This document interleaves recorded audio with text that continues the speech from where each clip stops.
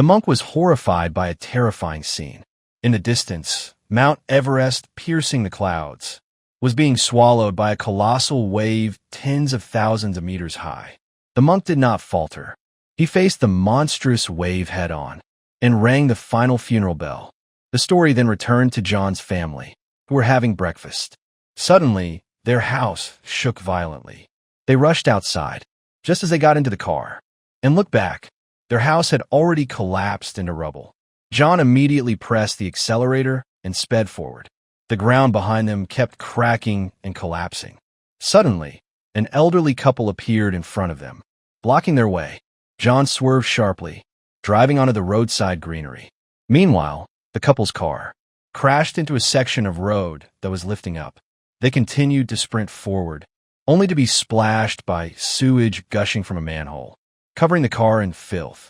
Suddenly, a cement truck toppled from the elevated road above.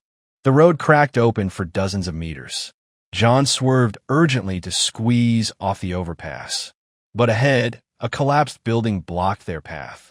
In the terrified eyes of his family, John boldly drove straight into the building. At the very moment the building crumbled completely, they miraculously passed through the dust and debris.